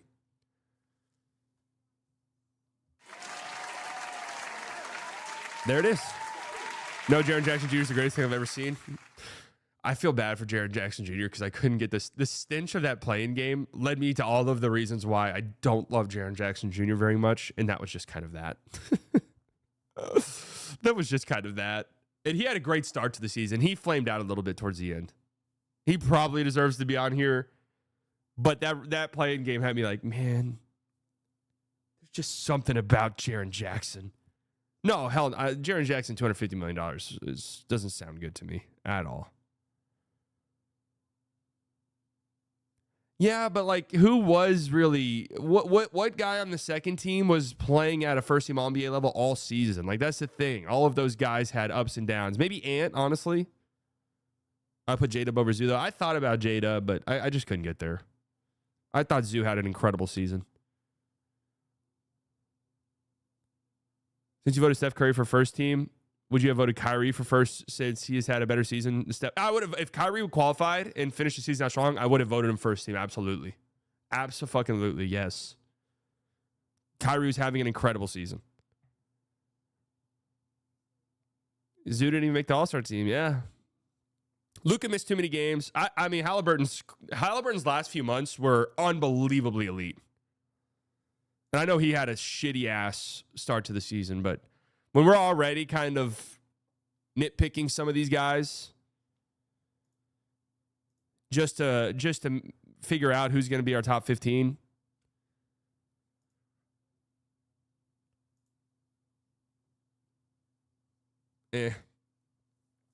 Nearly 10 rebounds or 10 assists a game for Halliburton since January 1st with 1.5 turnover. You know how insane that shit is? 50, 40, 85. I mean, yes, Siakam's great too. No, Garland. I gave Garland some clutch player of the year love. I do love me some DG the PG.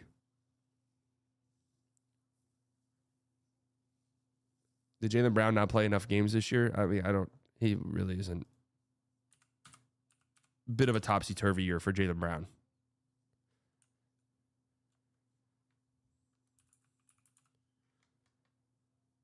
Yeah, I mean, Halliburton was like a MVP candidate at the start of last season, but then fucked his hamstring up. And yeah, Jaylen Brown did miss the threshold, actually. 63 games. And yeah, he didn't have anywhere near as good of a year as he did last year. I think Braun absolutely deserves second team. Think you should switch Steph and Donovan?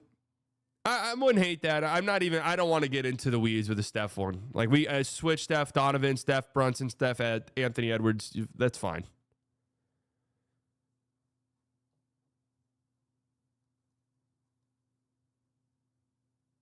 Hallie deserves more. Do you know how hard it is to live with 20 OnlyFans?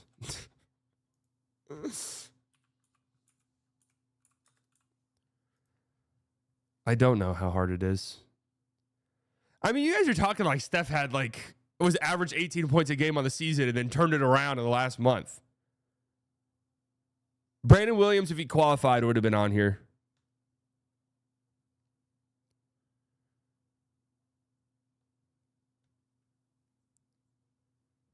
If Brandon Williams qualified, he's a 7th seed. Yeah, but they won 48 games. I mean, the seeding is always going to be weird. Şengün absolutely deserves a shout. So I guess my kind of approach was Ime Udoka was my coach of the year.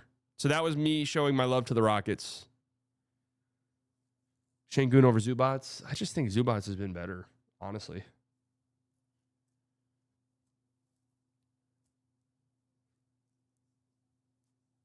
If Bucks get canned by Indiana, I'm wondering about Giannis' future. Oh, that'll be one of the biggest talking points of the offseason. Absolutely. I don't think any of the big heavy hitters on the Mavs qualified for any award. I'm trying to think. Did the Mavs get anybody who got to 65 games? Definitely Spence. Let's see. Najee, Klay Thompson, and Spencer Dinwiddie were the only guys who played over 65 games. Oh, the only guys who played over 60 games. The only guys who played over 57 games. So there you go. Spencer Dinwiddie qualifies, Klay Thompson qualifies, and Najee qualifies for awards. Yeah, Spence would make a first-team All-Vet minimum. That would be a fun award.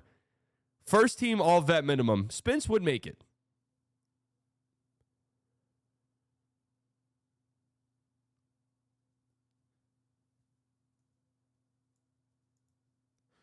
I don't even know if Najee would qualify for six-man. He started 31 games. I don't know what.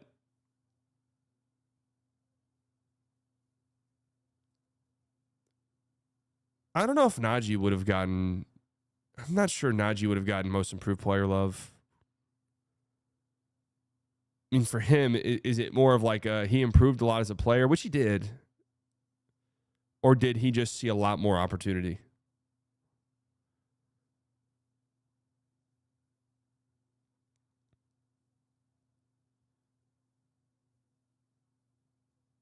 So anyways, those were my awards.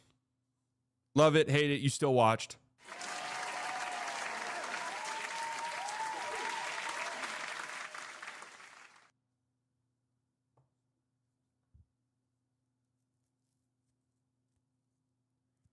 Should do an all-NBA worst team? I don't like doing shit like that.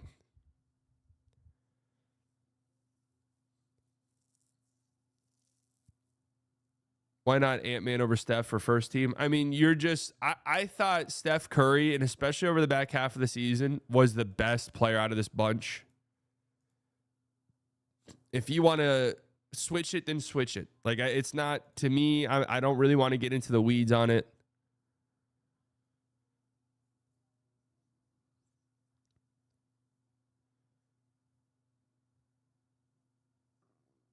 How do you feel about Jordan Poole now? He had a nice season. If they had like a comeback player of the year award, I think Jordan Poole would be a nominee for it.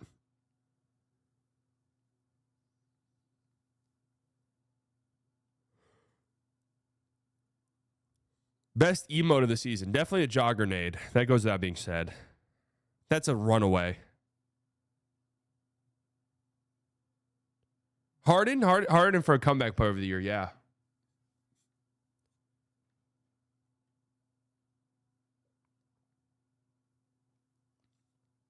Beasley. Owner of the year? That goes to Patrick Dumont.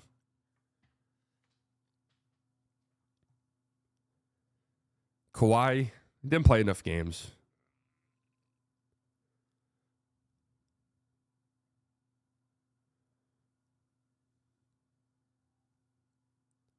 Who's on Pat McAfee's show? Who is that? Basketball YouTuber of the year? That goes to me. Best referee of the season? That also goes to me.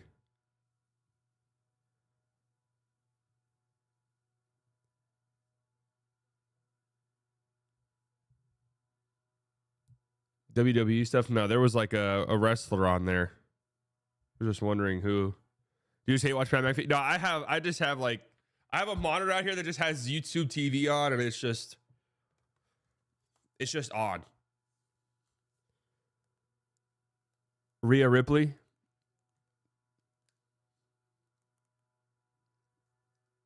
Best take of the year? Let's see. What was my best take of the year? Nico Harrison's a good GM. That was a good one. That was a good take.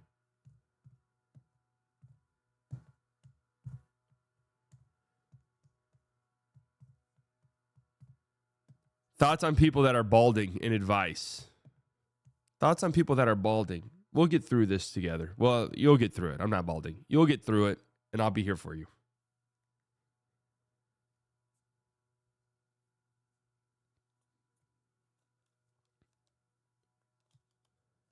Best NBA conspiracy.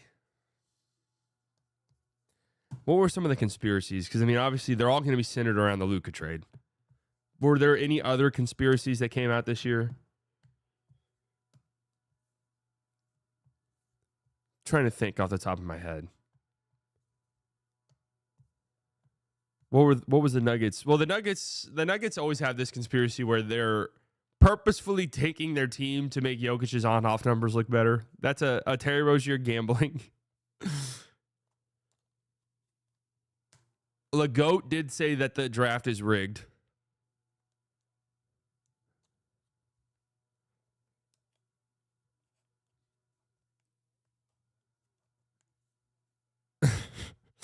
The Terry Rozier gambling, that happened. Your thoughts on Luka selling the most jerseys? Most obvious thing of all time. Best trade of the boring trade deadline season. You guys are never going to let me live that down, huh? You guys are never going to let me live that one down. If the Mavs lose tonight and are a lottery team and end up moving up, then yeah.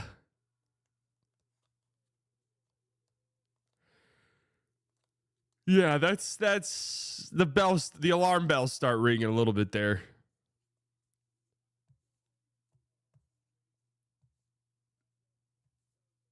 Do you have a best play of the season?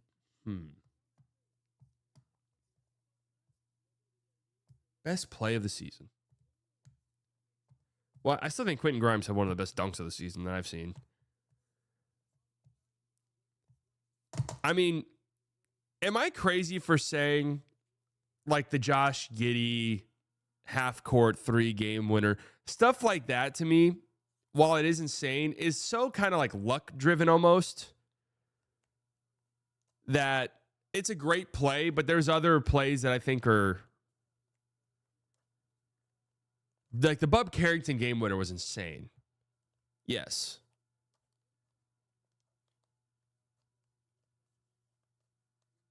Skill greater than luck. The Harrison Barnes game winner ended up being pretty, and we'll see the Harrison Barnes game winner. We will see. We will see how the Warriors do against the Rockets, but that could be like a real legit. The season changed during this. There were a lot of game winners. Anyone else realize that Sally Bias posted on his community page foreshadowing the Luka trade the day of? Not a lot of people know that this happened. Not a lot of people know that this happened, but it did.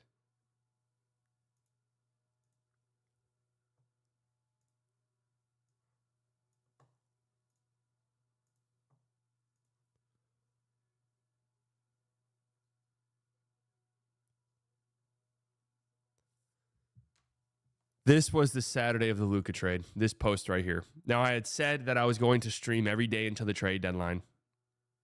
That was the goal. And we ended up doing that for about 2 weeks, 3 weeks, every day.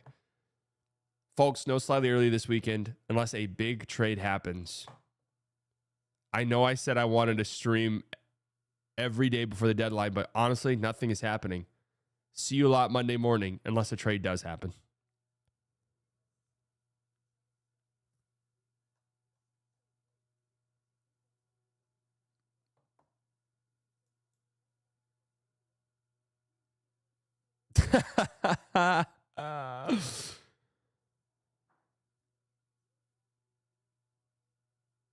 Oh.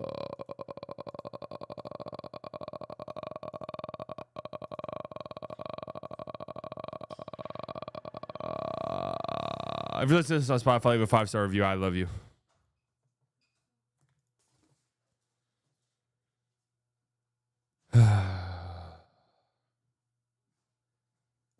Wells Fargo. Dunkin' $6 Dude, milk all right, and hey, six it's my- hash browns, sausage, egg, and cheese. it's my medium account. I'll watch coffee, them. Only at Dunkin'. I have not rewatched this. I have not rewatched this. I've never rewatched this.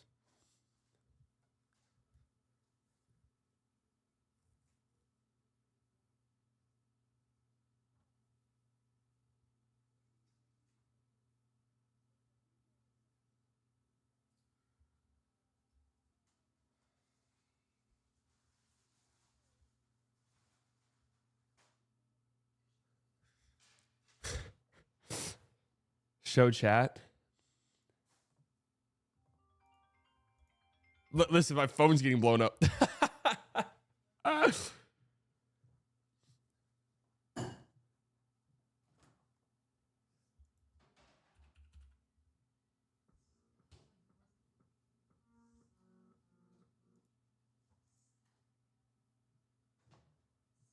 A minute with no talking. When do words start talking?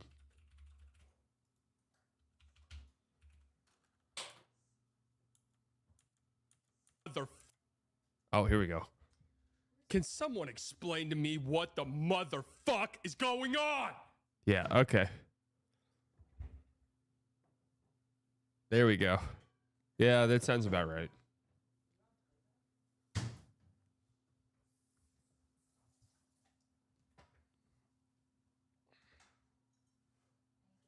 That sounds about right. What happened? Yeah.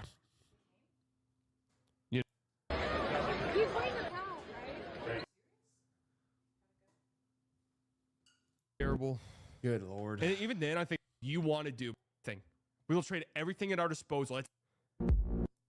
This wasn't even like, this was trying to figure out what the hell's going on. Like, what is happening?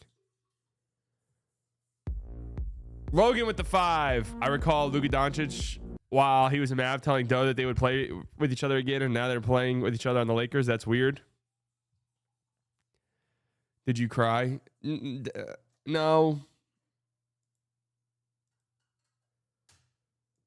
And so What? This is so shocking on so many levels. and so even a thought that was gonna cross their mind, it was for AD. And so What? This is so shocking on so. Go to 445.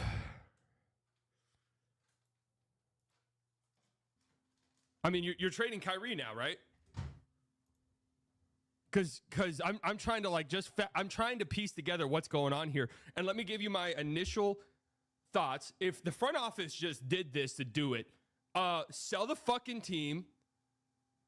Adelson, sell the team, fire every person in the front office, sell the team, grow the league and tell them it was a mistake, and let's rehash this. 1. 2, if Luka demanded a trade, what the fuck? They just went to the finals. You've been to the conference finals twice in the last... In my defense, we did not know yet what was going on there. So before anyone... we did not know what was happening at that point. It had not come out yet that Luka did not demand a trade. 3 seasons. No team in the West has won more playoffs. This is like 5 minutes into the stream. This is like 7 minutes after the trade happened. Series in the West over the last 3 or 4 years than the Dallas Mavericks.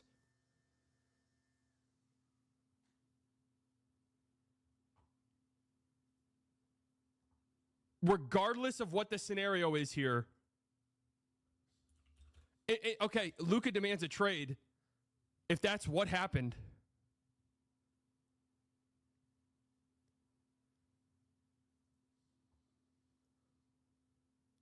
what's going on here? Is this a prank? Is this an elaborate prank? Look, I believe the defense wins championships. That was before we found out defense wins championships. That's true.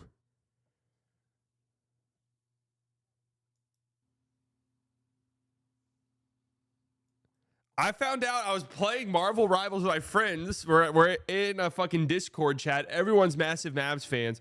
We're about to get off. We're saying goodnight. you know, we have a ritual. We say goodnight to each other. It's like, good night, I love you, good night, I love you. That's how we say goodnight to each other on PlayStation. I mean, it was trade deadline week. I had my notifications on for Shams, got a notification, opened it, saw Matt. First name I saw, Maxi Kleba. First name I saw was Maxi Kleba. I immediately went, oh shit, Mavs made a trade. Then I saw Anthony Davis's name second. I was like, whoa, what the fuck? Then I saw Anthony Davis's name. I was like, whoa. Mavs made a huge trade. And then I saw Luka's name, and I was like, wait a second. I literally said this. I said, Luka just got traded. And everyone in the group was like, what? I was like, what the hell are you talking about? I said, Shams just tweeted that Luka got traded. And then we spent about 3 to 4 minutes being like, this is not real. Like, this is a hack. Everyone's just like, he's hacked. He got hacked. This is an elaborate hack. And then the infamous, my friends still joke about it. He tweeted that it wasn't a hack. And then my friends say all they heard was me, dead silence, and they just hear me go, I gotta go. Just went live immediately.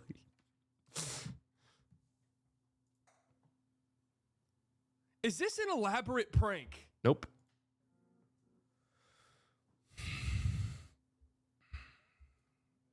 And you do it mid-season, man.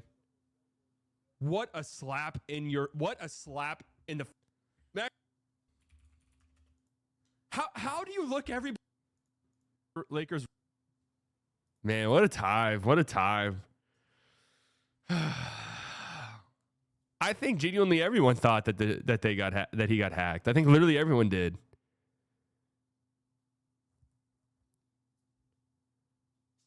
This trade will forever go down in history on where you were. And this is why I do love streaming and shit like this is you can always go back and look at this.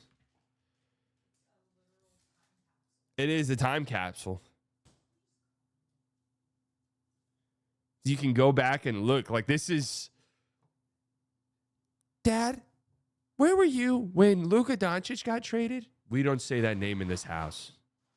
But anyways, here. Dad, what do all those words mean? Oh, buddy. 1, 2, if... Pin the VOD to your YouTube profile? No, the video pinned to my YouTube profile is... Well, you can't see it right now, but it's this. It's this masterpiece. The fan base of our team would be even more outraged. Yeah, that's true. And they probably would have killed me, actually. This absolute masterclass. Dad, why is my name Defense? You're going to win a lot of championships, son. That's why. We're going to be a championship-winning family.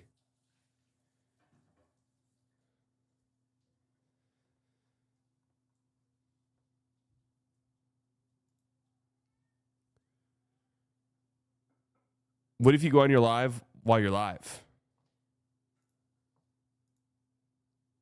If you want to roll with style, bring the sabor. I gotta watch my own ads. Limón y sal. Authentic Mexican beer with limón y sal. Authentic Hey. Mexican beer with limón y sal. Authentic Hey. Mexican beer with limón y sal. What's up? Hey. What's up? Nothing much. Hey. What's up? Nothing much. Oh, what's going on with you? Nothing much. Oh, what's going on with you? Oh, nothing. I'm probably about to have lunch here in a second in the stream. Oh, nothing. I'm probably about to have lunch here in a second. Oh, nice. Yeah, what are you gonna have for lunch? Oh, nice. Yeah, what are you gonna have for lunch? I'm not sure yet. I think I've got a hot and ready meal. I'm not sure yet. I think I've got a hot and ready meal. Oh, what? I got a hot and ready meal too. Which one do you eat? Oh, what? I got a hot and ready meal too. Which one do you eat? Yeah, I got it's some type of noodle one. Yeah, I got it's some type of noodle one. Yeah, the noodle ones are some of the best ones that there is.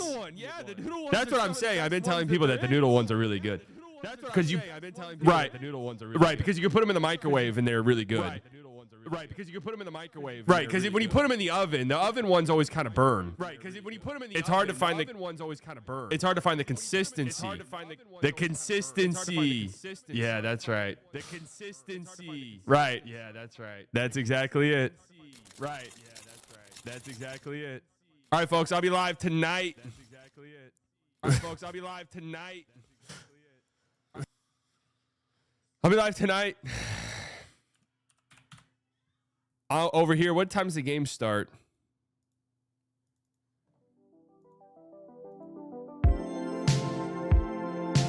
$8:30.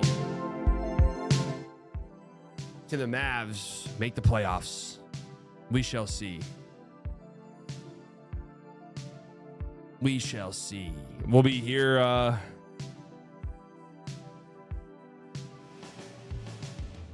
We'll be here all day tomorrow as well. Playback.tv/highly-biased, but we'll be streaming here again. If you want to watch the VODs after the stream, what is required of you? You need a membership to this channel. Okay? All right. Love you guys. Thank you all for tuning in. All the OGs, you guys know I love you very much. Could have spent your Friday morning anywhere in the world. You decided to spend it here. New subscribers, I promise you guys will not regret it. Donations, members, you guys never have to do that, but it helps tremendously. Makes me feel so good. You guys enjoy the rest of your day. I will chat with you all later tonight. Love you. Bye.